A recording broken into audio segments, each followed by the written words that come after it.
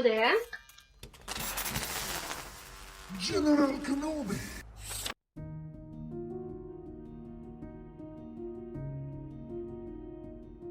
Seja bem-vinda, seja bem-vindo a mais um episódio do Qual é dos Podcasts. Meu nome é Aline e eu estou aqui mais uma vez agradecendo a sua presença aqui por já estar ouvindo este programa. E nós vamos falar neste programa sobre algo que recentemente esteve em alta, acho que ainda está em alta porque foi citado num grande reality show, o livro 1984 de George Orwell. E para conversar sobre esse tema, eu trago aqui hoje alguém que foi o responsável por me trazer a esse livro, que é o João Pedro Souza. Seja bem-vindo. Olá, senhores. Olha, eu não diria que eu fui a pessoa que estimulou ela. Eu quase que enfiei goela abaixo, né, pra você ler esse livro. Pois é, exatamente. A gente estava conversando sobre esse livro, eu falei que eu nunca tinha lido, e aí ele, tá bom, então eu vou caçar lá em casa para você. E aí, simplesmente ele apareceu com o livro da vez seguinte que a gente se encontrou, e aí pronto, li o livro. E eu achei, né, uma literatura muito interessante, bem contextualizada, e a gente vai conversar um pouco sobre esse tema aqui nesse episódio.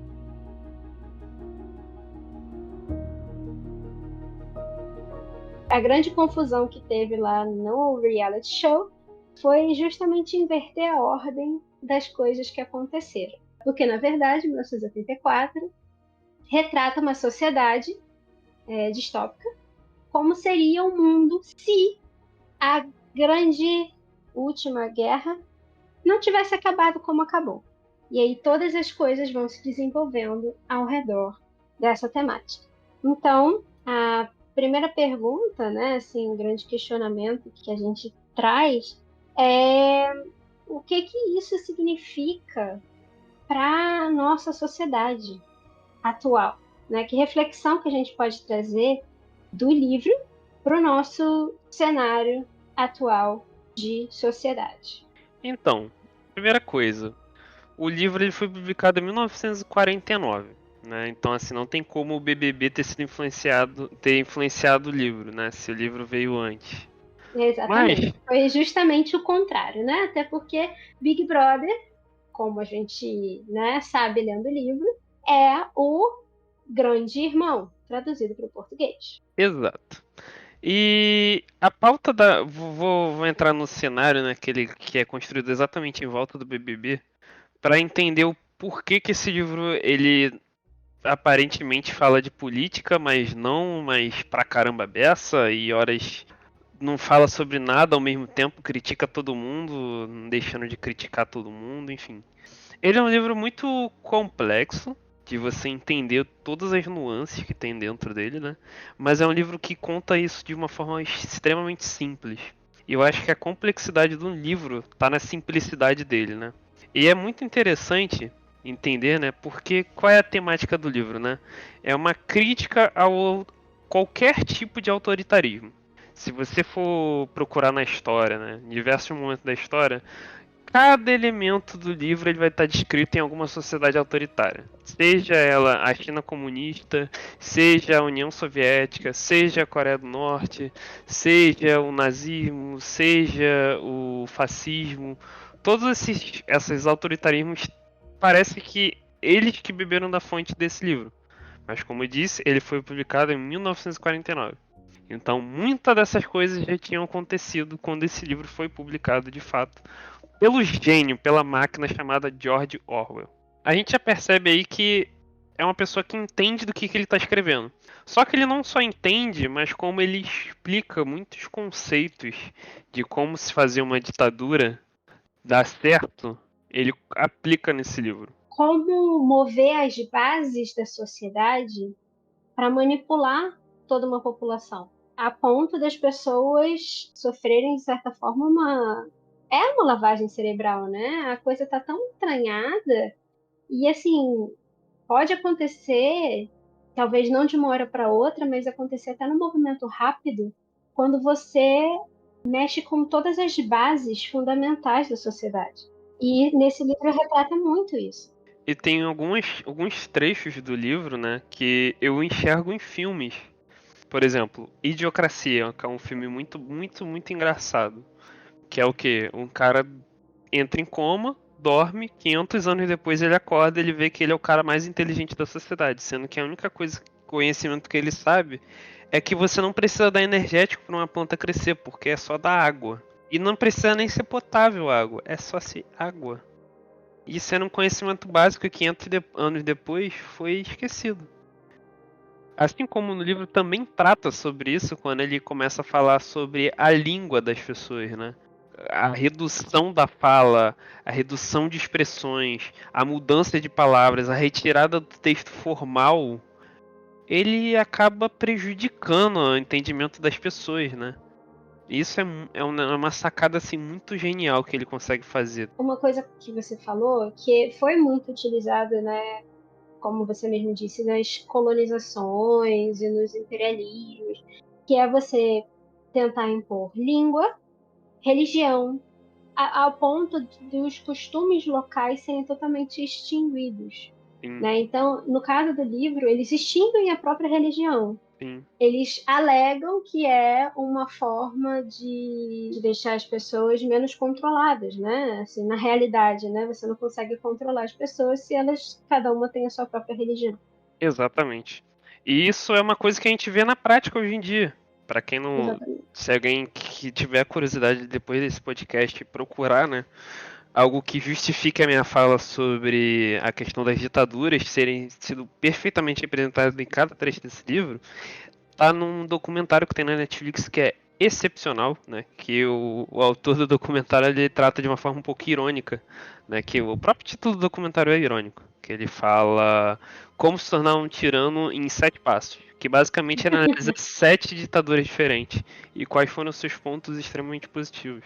E o último passo ele mostra na Coreia do Norte, onde ele mostra lá que o Estado é a própria religião da população. A Exato. população acredita que os ditadores são deuses. Então, tipo, você não precisa abolir a religião. Que tal você ser a sua própria religião para a população, né? E isso aconteceu durante muitos anos, assim, várias vezes durante a história, né? Uhum. Como você falou, acontece até hoje, né? Em determinados países com regimes ditatoriais, né? E ele traz essa crítica no livro como uma forma de criticar mesmo, né? Eu sei que tem países que, se eu não me engano, a Inglaterra, que proibiu a leitura desse livro entre crianças e adolescentes, porque induz ao pensamento comunista. Assim como na época ele foi taxado como um livro extremamente anticomunista. Exatamente. Olha que cômico.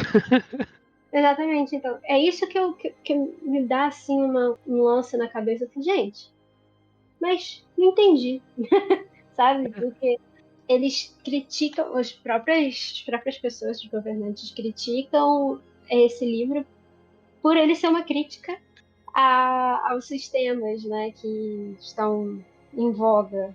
Eu gosto de falar que minha cabeça, politicamente, antes desse livro era uma coisa.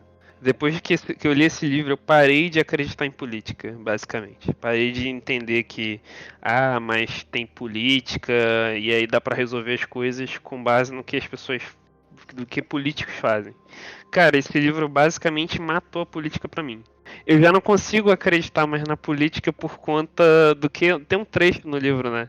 Que ele fala que no final das contas parece que não importa se a gente tá em guerra contra a Eurásia, se na semana que vem a gente é nosso aliado. E tipo, será que as pessoas vão se lembrar disso, né? Então, tipo, a política ela parte muito desse pressuposto de que você vai acreditar fielmente numa coisa e vai apoiar até o final, mas na verdade aquela coisa, no final das contas, não se mostra ser aquilo mais, né? Principalmente no Brasil, onde 90% das coisas, politicamente falando, são tudo farinha do mesmo saco, né? É uma questão de a política pura, primeiro que ela não existe, é utópica, ela não existe, né? Essa política pura, sem mácula. Mesmo que tenha dois tentando fazer o que é certo, você sabe que vai ter alguém lá tentando manchar aquilo. House of Cards é um excelente exemplo de série que retrata isso. House of Cards, a primeira temporada é um espetáculo, assim, monstruoso, assim, primoroso. O que aquela série faz na primeira temporada é um negócio assombroso de bom. É por isso que na época que ela foi lançada, ela gerou uma crise política partidária nos Estados Unidos absurda. Os caras falaram, não, isso daí tá muito verossímil. Calma aí, irmão. Não expõe Porque assim, não. a política, né, de um modo geral, ela está muito manchada, maculada mesmo, né? Assim, todas as áreas da sociedade, em qualquer lugar que você for, não existe mais. Acho que nunca existiu uma política pura, genuína, digamos assim. A política em si, ela é uma coisa assim. Eu tenho um ponto de vista, você tem outro ponto de vista, a gente discute até chegar a um acordo. Isso é Exato. política. O problema é que você começou a incluir suborno, você começou a incluir sérios outros problemas, né, nessa política que distorcem a verdade para muitas coisas, né? Um mundo repleto de fake news, e isso não é coisa de 2018 para cá. Isso é Isso é coisa de desde que o muito. mundo é mundo. Desde que o mundo é mundo, isso existe. Exato. Então, não tem como dizer, né, voltando aqui para o livro, né, que a sociedade ela seria perfeita se fosse para um lado, se fosse para o outro. Não tem como. E a ironia tá nesse livro de que ele apresenta a sociedade perfeita. De certa forma, a gente não pode criticar a sociedade de 1974 como sendo uma sociedade que não funciona. Muito pelo contrário, ela é extremamente funcional.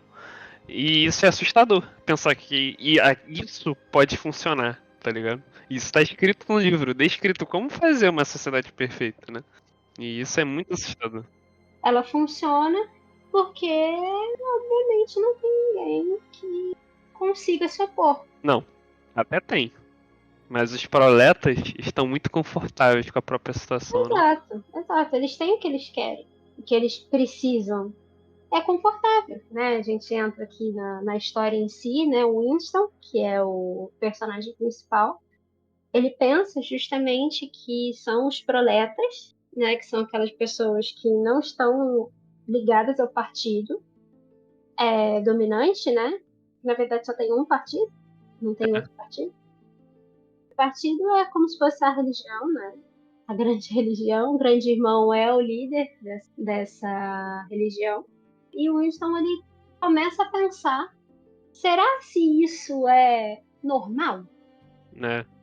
Será E que. é Como é como que se foi o passado? Ele começa a ter curiosidade, tipo, tá, que guerra é essa? ele comete o crime, o maior crime da região dele. Ele pensou. Pensamento crime é o nome da palavra que se dá, inclusive. Você não fala que pensar é um crime, você fala que pensamento crime. Já E muda, é a forma, é uma outra palavra, né? a língua que eles utilizam é a nova fala. Tudo junto, nova fala. E é muito interessante, né, que ele usa essa questão do pensamento, que me lembra, eu nunca assisti, né, obviamente, mas eu sei o que acontece em Matrix, que é quando ele fala pra escolher entre a pílula vermelha e a pílula azul. É o momento meio que o Winston ele toma a pílula vermelha, ele consegue, começa, cara, ué, mas calma aí, isso não é possível que possa ser assim. E o plot twist no final do livro ele é sensacional por conta disso, né? E você fica tipo, caraca. E você, junto com o Winston, você vai pensando, cara, tipo assim, caraca, mano, é isso mesmo? Tipo, eu não tô ficando maluco, né? O livro ele vai te levando pra uma espiral assim E até antes, você né? acha que você que tá maluco. Exatamente. O livro leva a te pensar e falar assim, cara, eu tô ficando doido, não é possível. Eu tô olhando isso daqui e não tá a mesma coisa, né? E o autor, ele é um. Eu falo que o George Orwell é um gênio por conta disso. Ele consegue representar de uma forma muito simples essa parada, tá ligado? Ele só te mostra o que o personagem tá vendo no mundo, no universo dele. Ele explica as sensações que o personagem dele tá tendo, a visão de mundo que ele tá tendo, quando o personagem dele começa a pensar sobre o que ele tá fazendo, sobre as coisas que estão acontecendo ao redor dele. E narrativamente, você para ler o livro, não é nada absurdo. Tipo, muito pelo contrário, tipo, ele perde, né? O início do livro ele é bem devagar, porque ele perde basicamente explicando o contexto que o Winston tá inserido. Tanto é que ali mais ou menos Toda ali a da página. sociedade, com o É. trabalho dele. O que ele faz da vida, se ele é casado, se não é. E muita coisa gira em torno, justamente porque o trabalho dele é reescrever, né? Basicamente, na verdade, uma das coisas que faz mais ele começar a pensar, cometer o pensamento crime, é que ele precisa reescrever uma notícia como se algumas pessoas nunca tivessem existido, mas elas existiam. E eram pessoas próximas a ele. E aí, exato, e aí de repente, aquela notícia, ela muda completamente e aquelas pessoas nunca existiram. Nunca. E ninguém lembra que aquelas pessoas existiram, porque elas nunca existiram. Exatamente. Mas como é ele que faz a mudança do texto, Ele começa a ficar ele doido. sabe que as pessoas existiam. Ele fica doido. Ele começa a correr atrás para poder tentar entender o que aquilo representava, como é que aquilo ali tinha ganhado aquela proporção, né, de uma história que você deixa de existir simplesmente porque alguém quer que você nunca tenha existido. Exatamente. E ela manipula tudo ao redor pra você nunca ter existido. E você nunca foi ninguém. Mas será que você é alguém no mundo? E aí você começa a ficar, tipo, dó das ideias. Você fica tipo, caraca, como assim, irmão? Será que o meu personagem é alguém no mundo? E você começa a pensar junto com ele que, caramba, é possível você simplesmente ter alteração dos livros de história, por exemplo, para que as pessoas acreditem no que você quer que elas acreditem. E isso é uma tática muito utilizada por sabe quem? Ninguém mais do que ninguém menos do que aquele cara do bigode senciente. É, vocês pensaram nesse cara aí mesmo. E essa foi uma tática utilizada por ele na época da ditadura, lá entre 1935. Não lembro se foi 35 ou 37 que o queridão lá assumiu, até a morte dele, né? Tanto é que no filme Jojo Rabbit, eles fazem muita piada com isso, do tipo assim, ah não, mas eu odiamos livros, o que que são livros? Né? E tipo, é assim que começa, simples assim. Quando você nega a fonte mais, assim, vamos botar entre aspas, né? Confiável de informação, que são palavras escritas que você não pode apagar. Na verdade, para você apagar aquelas palavras, você tem que queimar o livro, né? Ou então você reescreve aquele livro com outras informações, né? Então, quando você começa a manipular isso, cara, a coisa não tá indo para um lugar certo. Quando você manipula a informação, quando você manipula a memória das pessoas, quando você manipula fatos, né? É quando não só pessoas, indivíduos, né, entram num estado de conflito, mas uma sociedade como um todo ela entra em estado de conflito, né? E isso é uma reflexão que o livro traz muito bem, de uma forma muito simples. Ele bota, como a gente falou, ele bota lá coisas simples, elementos simples, assim, que aconteceriam no nosso cotidiano, né? Ou pelo menos se a gente estivesse naquela sociedade. Acontece no nosso cotidiano de 4 pessoas desaparecerem e de um dia pro outro elas nunca terem existido. Tipo, como assim? Né? E como é que você apaga da memória das pessoas que conviveram com aquelas Exato. pessoas? E isso, essa manipulação que é feita, a gente acha que é algo assim absurdo, né? E realmente é algo absurdo. Como que isso vai acontecer? Eu convivi com a pessoa, como é que eu vou esquecer? O pior de tudo, impossível isso acontecer. Quando vem com esse discurso. Não, mas assim, como que vai acontecer? Eu convivo com você. Como é que eu vou esquecer que você existe? Mas existe o fator partido. E existe todo esse grande amor ao grande irmão. Sim.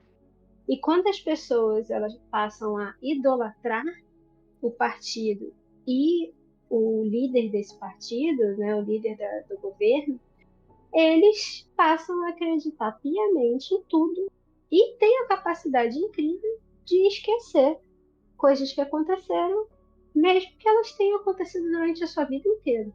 Porque a verdade, pra eles, o conceito de verdade pra eles é tudo que o partido fala que é verdade. Exato.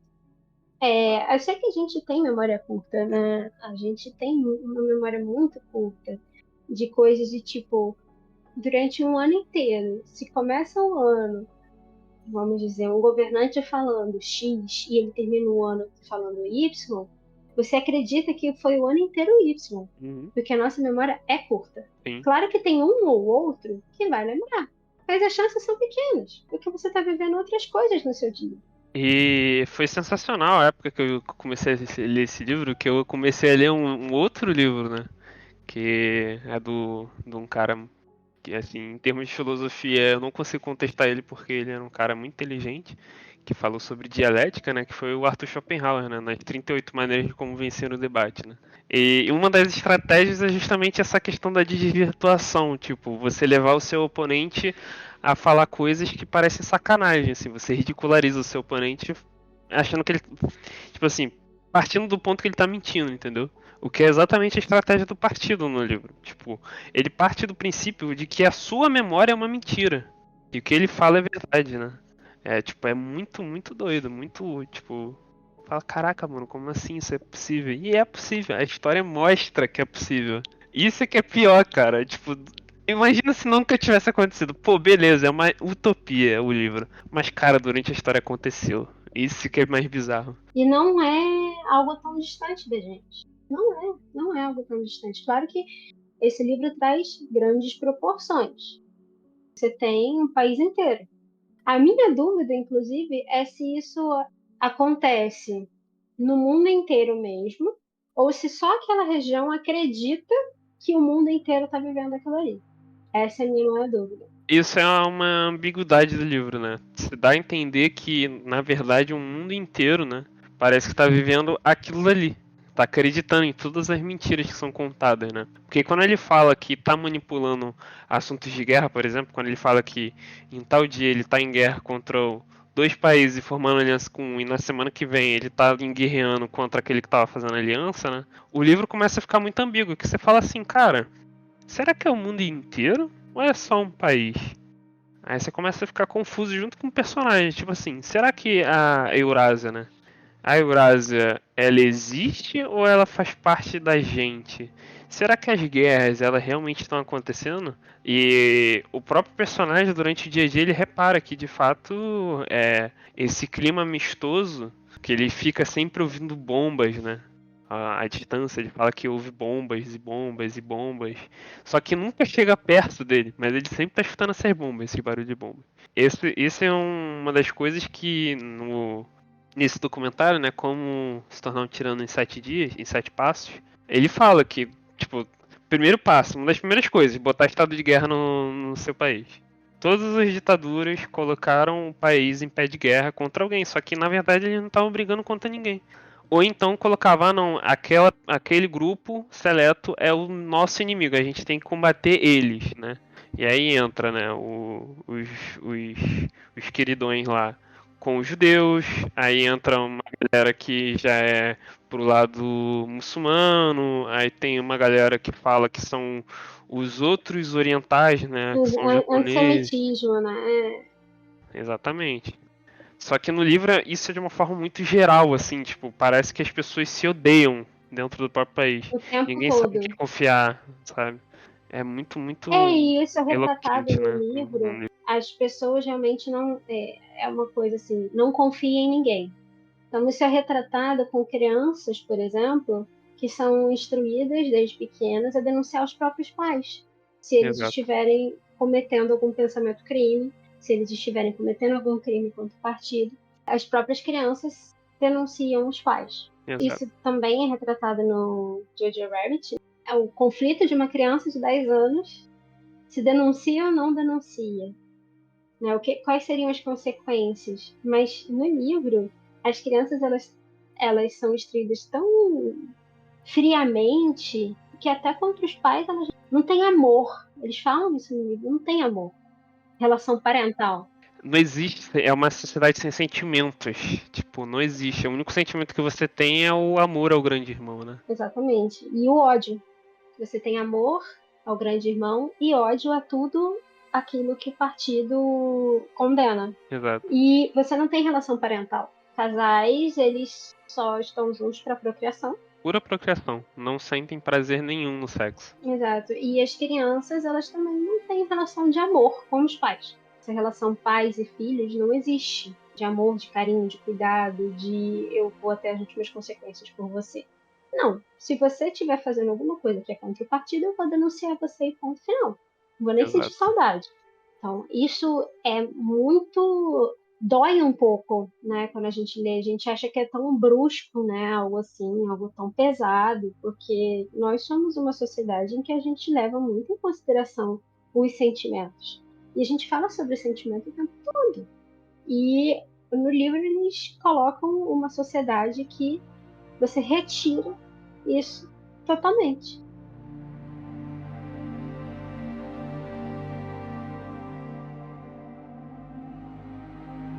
Isso me lembrou muito Black Mirror. Sim, Black Mirror bebe absurdamente da fonte desse livro. Tem alguns episódios em Black Mirror que são muito, muito, muito nessa pegada. Que você vive numa sociedade dentro de uma bolha. Ela tá fechadinha, aquela sociedade ali. E você não pode sair dela. Você não consegue sair dela. Então tem vários episódios em que o personagem, ele tá dentro de um cubo, seja um cubo imaginário ou seja um cubo real, em que ou ele consegue descobrir que ele está preso, ou ele é enganado e quando ele tenta sair, ele não consegue sair. Tem até um episódio fofo, né? Já que a gente está falando também em Valentine's Day. Tem um episódio fofo, que é o casal que eles estão, na verdade, é um aplicativo para relacionamento. Sim, sim. Para dar match. E aí eles estão vivendo ali os encontros, e aí tem um dispositivo em que eles marcam os encontros, e aí o próprio dispositivo diz quanto tempo você fica com aquela pessoa, se vai dar certo, não vai dar certo, e aí você tem que aproveitar aquele tempo que você tá com aquela pessoa. Exatamente, que você tá com aquela pessoa. E aí você pode, quando você chega no final, você pode se juntar com aquela pessoa de vez, e é isso, casou, feliz para sempre. Ou não. Ou você pode viver sua vida ali.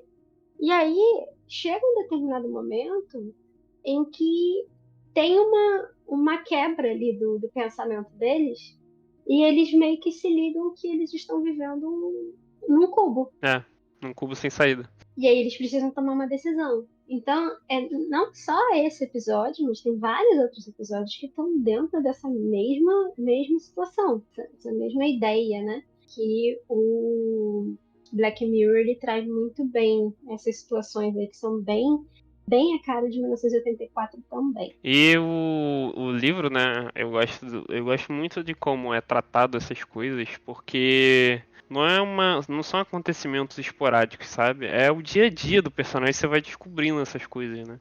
Tipo, ele não mostra isso porque ele vai na guerra, ou ele é um soldado e tem que ir pra guerra, ou então ele tem que ir lá e falar com o presidente do país. Não, ele é um funcionário do Estado, sabe? Ele é uma pessoa comum. É um funcionário público. Ele tá ali fazendo o serviço dele até que um momento que ele começa a prestar atenção. Primeiro que ele nem, tipo, ele não tá em. Ele trabalha tanto tempo da mesma forma que ele nunca prestou atenção no redor dele, né? Mais pro meio do livro ali, do filme, olha. Do livro, ele começa a reparar em muitas coisas que ele não tinha reparado antes no passado dele. Ele fala assim, ele começa a pensar assim, caraca, mano, como assim? Eu nunca reparei nisso, ou então nunca vi essa pessoa. Ou então será que eu já vi essa pessoa? Mas eu lembro que existia tal pessoa. Como assim ela não tá aqui? O que aconteceu? Será que esse é o nome da pessoa, né? E são coisas cotidianas, não tem, tipo, extraordinário nisso. Ele é uma pessoa simplesmente comum. E eu acho que essa proximidade que o autor ele traz, né, no livro é muito boa para você conseguir interpretar a crônica, né? A crônica não, né? A mensagem do livro que o livro quer passar, né? No geral. Então, tipo, eu acho esse o ponto mais positivo do livro, né? Agora, eu acho que o ponto mais, assim, inflexível do livro é a forma que a trama ela é um pouco linear demais, né? Tipo, ela entra num... Depois de um certo ponto, ele só acontece coisas em volta do personagem. Tipo, o personagem ele fica. Como é que se fala? Não é apoderoso, não. Impotente demais aos acontecimentos ao redor dele, né?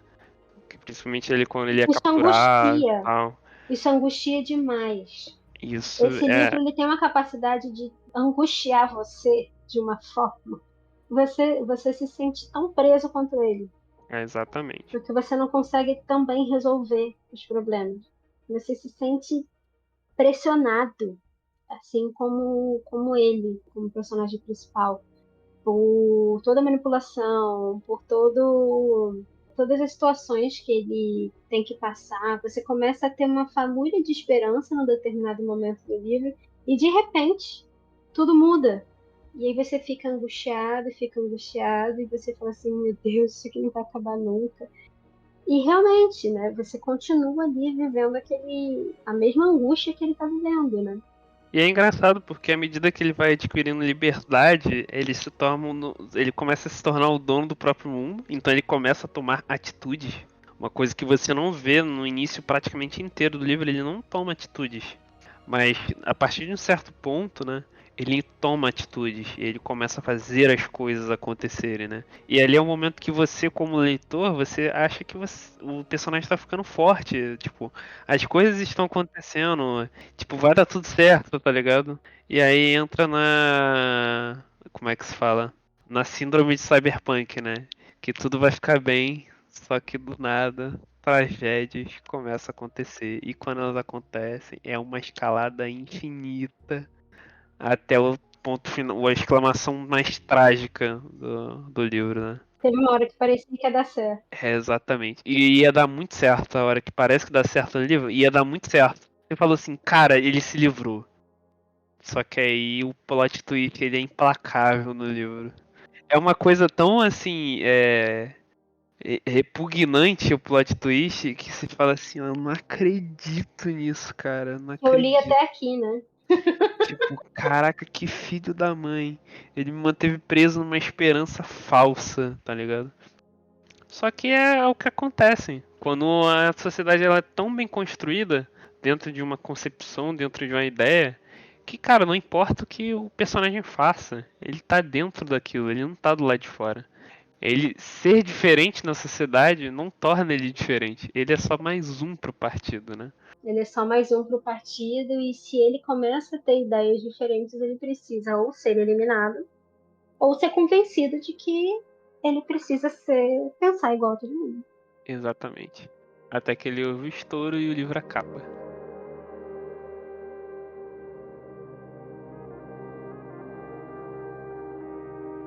Acho que o ponto negativo principal é que deve ser uma deficiência do autor, né? Ele não é um autor de livros desse gênero, que é o romance, assim. Eu acho o romance bem fraco nesse livro. Eu acho que é foco, né? É, não, mas assim, eu acredito que a Julia, né? Que é a coadjuvante dele, né? A capanga dele, vamos botar assim. Eu acho que ela poderia ter sido bem mais trabalhada pelo autor. Pareceu muito, como é que se fala? Melódica a aparição dela, tipo. Parece que é só um alívio pro personagem, pra sua própria angústia, né, como leitor, que aí fica bobinho demais, sabe? Tipo, eles praticamente. Eu acho que eles conversam apenas uma vez no livro, né? Eu não lembro. Não, eles conversam Não, várias, conversar de várias vezes. falar, né? Porque falar já era complicado sobre as ideias dele, né? Acho que eles só falam uma vez que é no momento do plot twist, se eu não me engano. De resto são microgestos, né? Ele narra muito microgestos deles É dois, né? porque eles poderiam estar sendo vistos ou ouvidos em qualquer lugar, de qualquer jeito. Assim, Ou qualquer um. não poderiam primeiro estar juntos, porque não existia qualquer tipo de relação entre eles, institucional, né? Se eles falassem qualquer coisa, eles poderiam ser ouvidos. Se eles fizessem movimentos bruscos, eles poderiam ser vistos. Uhum. Então eles fazem tudo na surdina. Então realmente não tem como ter conversas, não tem como ter nada muito aprofundado. Eu acho que a Júlia, ela é mais jogada na trama, né?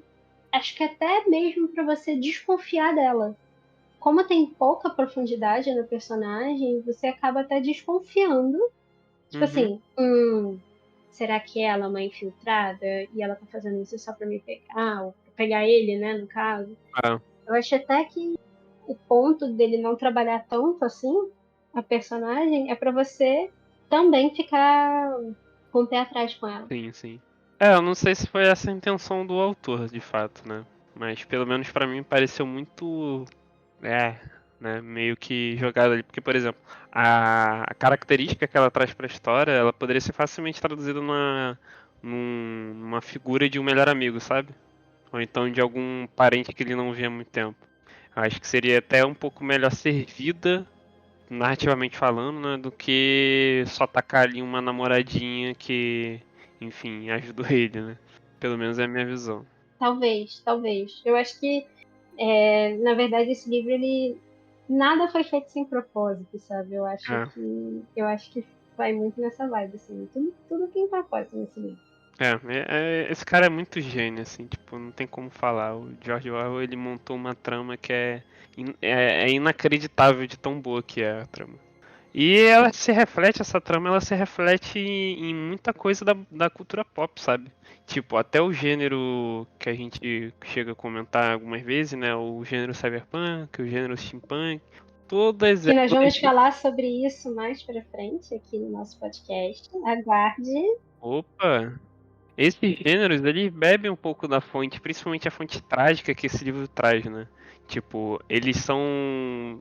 Esse livro é uma sociedade pra época de 1949, né? Surreal, né? Onde não existiam câmeras, e ainda não existia o conceito de câmera. E ele retrata muito bem com as teletelas, se eu não me engano, que ele chama no livro. As teletelas, né? Que são são as câmeras hoje em dia, né? As câmeras que veem tudo através de todas as coisas, né? Estão em todos os lugares, né? Então, assim, essa parada que o livro acaba transmitindo, né? Pra época deve ser algo extremamente revolucionário, assim. Nossa, como assim? As teletelas. E aí que entra no que a Vanessa, o reality show sobre a vida imita a arte, né? É, porque, na verdade, ela falou que a arte imita a vida, mas enfim.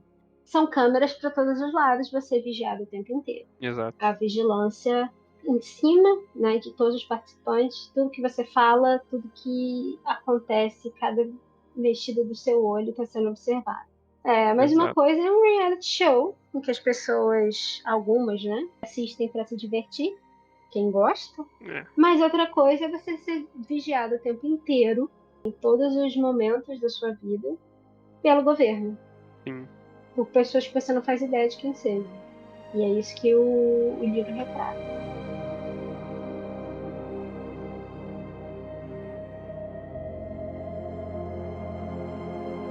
Para a gente concluir aqui esse episódio, eu quero que você me diga, de segunda a sexta, qual dia da semana é esse livro. Cara, eu sou meio suspeito pra falar porque eu sou fãzaço máximo desse livro, assim. Eu falo que esse livro ele se encaixa em todas as concepções de entretenimento que eu curto, né? Atualmente, principalmente. Uma coisa um pouco trágica, mas contando muito sobre uma visão real, né? Então, assim, eu sou meio suspeito pra falar. Mas pra mim esse livro é uma sexta-feira à noite absoluta, como sendo assim Nossa, o suprassumo do que você pode ver por aí sobre a temática que ele traz, obviamente. Sexta-feira à noite, nossa, assim, nossa, melhor horário do dia pra fazer nada. Ou até fazer alguma coisa, né? não é o meu estilo favorito, né? Eu gostei de ler o livro e tal, mas eu tenho outros gostos, né? Então, para mim, não foi uma sexta-feira à noite, tá? Foi uma terça-feira de manhã, tá? Ou foi tão ruim assim? Não é ruim. Só Hum. não é. Se fosse ruim, seria uma segunda-feira de manhã. É, não, justo. Terça-feira já é um dia assim, tá mais perto da sexta, entendeu? É um momento de esperança de, tipo assim, já passou a segunda-feira, agora eu tô mais perto de Isso. acabar a É porque semana. primeiro que não é o meu estilo de leitura, e segundo porque eu demorei muito para engrenar. Eu tive muita dificuldade para engrenar na história, tiveram horas que eu fiquei confusa, apesar de ser uma leitura fácil, eu me embolava muito, eu tinha que voltar para poder ler de novo e tal, não foi muito fluido para mim. Aham, Então, terça-feira de manhã é aquele dia que você respira fundo, vamos tomar um café e ler mais um capítulo, entendeu? sim. Então é Não, isso. e esse livro ele precisa de um pouco de tempo também pra você processar essas coisas, né? Ele não é uma leitura que tu pega e lê em 2, 3 dias ali maratonando, né? Ele é um livro que você tem que ler assim, você fala assim, cara, eu entendi isso. Será que eu entendi isso? Aí você É, começa a você tem que refletir sobre digerir. aquilo. Porque são informações complicadas, mas como eu disse, são contadas de uma maneira muito simples. Então você não, meio que você se sente na obrigação de, putz, eu não posso deixar passar, sabe? Eu não quero deixar passar essa informação porque ela é muito boa, muito valiosa, né? E, cara, é um gênero muito diferente, assim, de leitura. Ele, como um livro, como um conto, né? Como uma distopia, ele é um dos gêneros, é um dos livros mais diferentes, né? No contexto de distopia, né? De distopia barra utopia, né? Acredito que você, se você gosta de uma distopia, assim, bem trágica, ao mesmo tempo que consegue te explicar coisas que às vezes passam desapercebido no nosso dia a dia, né? Até mesmo a crítica política, se você é uma pessoa que, cara, eu não consigo me decidir politicamente, ou então, cara, eu sou muito ferrenho de um certo lado político, leia esse livro e comece a tirar suas próprias conclusões. E é Sim. engraçado porque eu falo isso porque, por exemplo, hoje em dia eu trabalho com um amigo meu que ele leu esse livro. E quando eu contei a minha visão de livro, do que eu li pra ele, ele falou assim: caramba, é verdade, eu não tinha pensado dessa forma. Né? E eu acho que essa é a coisa divertida do livro. Cada um tem um ponto de vista muito diferente sobre a mesma coisa, sabe? E eu acho que é proposital do autor isso, né? Essa multidisciplinaridade, assim, tipo, caramba, eu Sim, achava, jurava que era outra coisa, mas nossa, você falando agora me faz tanto sentido. Mas realmente, as eu vi pessoas isso acabam tendo visões diferentes, né? Eu muito tive algumas visões diferente. diferentes de você.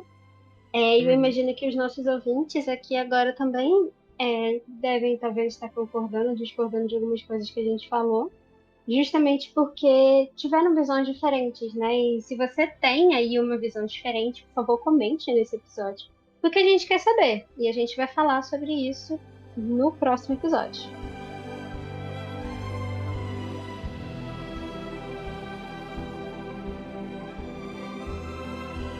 É isso, pessoal.